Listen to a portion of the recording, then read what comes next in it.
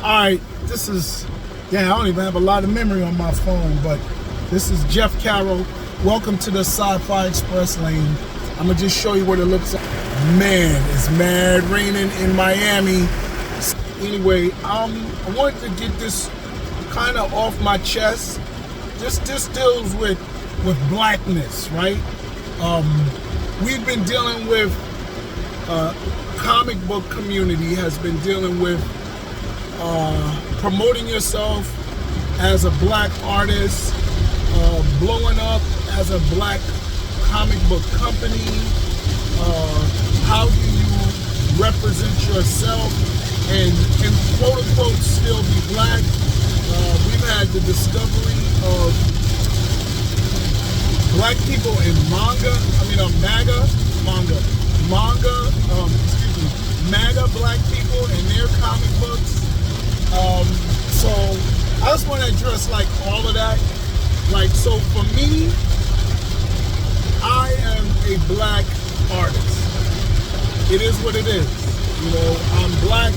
I don't care who doesn't like me because I'm black. My stories are for everybody, but I write for me as a high school student, a 20-year-old first. I actually write for me as a 50-plus-year-old person because I still find stories entertaining at my age. So I know that there's a market for people that are my age. So I keep that in mind. But so that's me as an artist, right? There are people that do not want to be called black. They don't want to be what they call pigeonholed in black spaces. Some people don't want to do black comic cons. And for me, I'm not that person.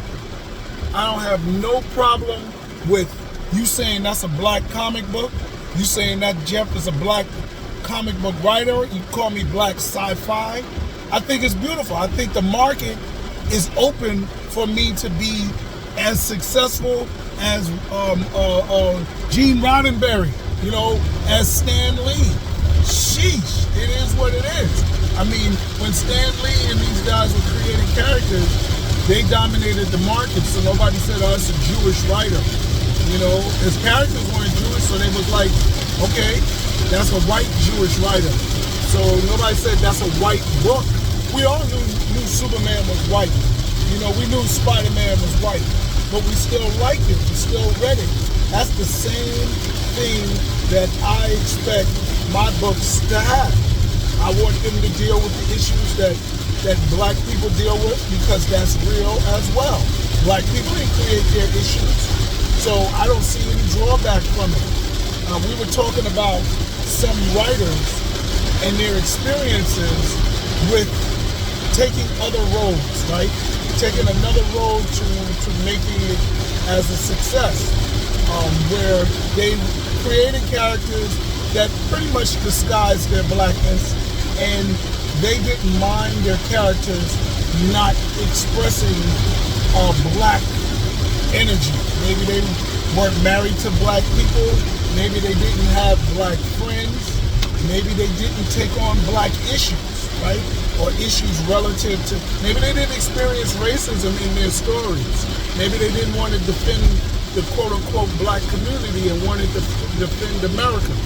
And I don't think any of that makes you not black, right? So let's get that straight. Black people are not monolithic. But I will say, there's different energies that come with the different roles. So we have two experiences. One, per se, Static Shock, right? He's with the Milestone universe. Static Shock wore X hat. He was black. His name sounds black. Static. We had, you got Static. That was like beef. That was a slang word in the 80s and the 90s, right? So his name was black. It was a Static. A lot of y'all might not know. His company sold or licensed the rights to DC. They went through a couple of experiences where they tried to put the comic book out and it didn't really take root, but it did get a cartoon, and most people still know of Static. I'll give you another example. Mario Gully, right? He did Ants. It was big in the 2000s, early 2000s. Independent comic. I believe he sold it or licensed it to a mainstream company, and they had difficulties putting it out. Now, for me, I bought the Ant comics. Why did I buy them? I didn't buy Black Lightning. I didn't buy Cyborg. I didn't buy Black Falcon, right? I bought Ant because it was a black creator, a black dude coming out with it. Now, I feel that black comics, and this is probably a blog for another time, sometimes experience black sales, and they are satisfied with black sales. And when I mean black sales, or many times maybe they can't distinguish the difference, right? But for me, what are black sales? Black sales are sales like what I did. I bought this comic book not knowing anything really about the story, except that it was a black independent creator and I wanted to support dude. Now, translated, when the white people put out, or the mainstream publishing company puts out Ant, maybe not even him being the writer, it's not that big on my agenda. He fall into, the what do you call it?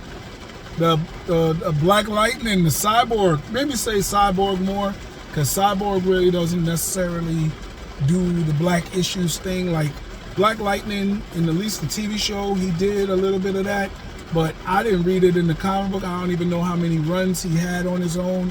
So maybe he did it, maybe he didn't, maybe he didn't get to show it. I have no idea. All I know is I didn't get it.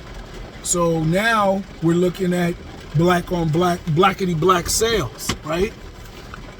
How do I deal with blackety black sales? Give me your money, support me however you can. I'm down with that, right? But I'm also leery that if you buy my book because I'm black, you might not even read it. And then black people, we so pro-black that we don't even review black comics. Like, I think Roots of Madness is amazing. You understand? I thought it took the #1 spot from Philadelphia for me, and I could tell you why. But I don't show shame on Philadelphia or any of the other black books that I've read. There's been black books that I bought the whole series thinking it would make sense, and it still never made sense to me. Did I put that out there? No. But one thing I know is if it goes to a second series, or if I might not support it. I've already supported it once. I'm not going to support it again. And as a black creator, that's good and bad, right? We love the support and we appreciate the support. I talked to my friend Marcus Roberts, and I have a thing with him called the Marcus, when black people come by and just like buy every book. Or, people. There's talked to the brothers at Concrete Comics. They said they had a dude in MegaCon that bought every one of their books just because they was black and they was trying to do something. And it was a white dude that bought the books. So we get support for our effort all the way around. That's probably how LGBT people get support.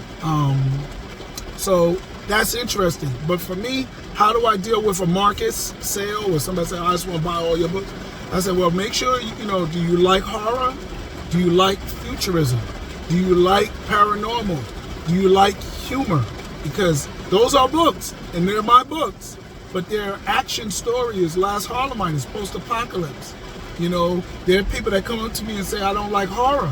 Well, I'm not going to put my horror book on you. I may say, hey, you might like my horror, but other than that, no. I want people to like my books when they buy my books. I want people to Read my books. Give them a try. Give me the sales. Let's go. It's better than somebody who's so scared of black that they walk around in a booth. I'd rather you come, and let me hip you to something that you might not have experienced before. But I get it. I totally get it. For me, I want you to like my stuff. I want you to read my stuff. Because that to me is how I connect to readers that are not necessarily black. I get the readers who want to read a particular genre, and because black is not a genre, right? Yeah, you can say it's got black themes, but there's black subgenres, just like science fiction. Science fiction is an umbrella genre. Underneath that, you got all types of delineations, manifestations of it. Like if you did a book of black sci-fi, you might have everything in there. And that's beautiful because black sci-fi is a thing, but it's not a genre. It's not its own separate genre. You might have westerns, you might have time travel, you might have dinosaurs, you might have post-apocalypse, you might have futurism. All of that is under the umbrella of black sci-fi. And I get it. I like black thoughts no matter what manner delineation, but some people are more contained to their denomination. So I know I jumped all around, and sometimes I don't like to keep the videos too long, but I wanted to speak on like black being black. I don't have no problem with it. I'm not going to hate on people that try to not be black or not market their blackness, right? They just want to be Jeff Carroll, the writer. I'm not going to deny my blackness, but I don't need to be Jeff Carroll, the black writer.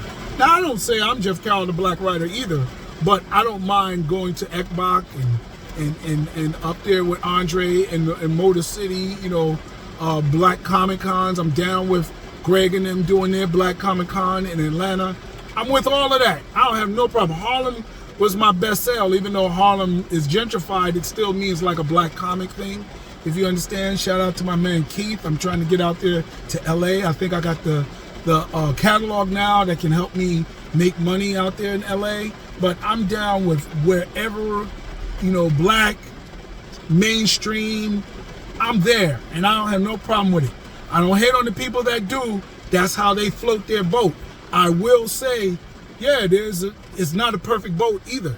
If there's backlash for saying I'm black, the backlash is when your comic comes out and people don't support you anymore, or they are slow to support you because your characters don't deal with black energy, and black people want to read stories where they're in it. You know what I'm saying? Where it's not just them in it, it's their world, it's their values, it's their experiences. All of those things are what I like black stories for. And if you write white characters, that's fine. I don't necessarily need to read it. If it's a real good action story, like my man Page, all right, I'm gonna give it a shot, because I read those. But am I buying it because it's black? No, because it's not a black story. So I'm gonna read it because I like whatever else it is. I read Gun Honey, I read Blade Runner. They're not black stories. Now, if they got a black character, bonus. You understand? So I just think that there's factors in it. I choose the black road, and for people that don't walk around like it's a perfect road, bro. All right, it's good. In music, winning at the Apollo put you on and put you in the black community, and then you can go on and be your Luther Vandross and your Lauryn Hill or whoever. It don't stop you from crossing over. Now, you went on Star Search, you got to show them that you're black. And, Fantasia did it, Ruben Studdard did it. So there's definitely, roads to it, but just know the path that you're on. And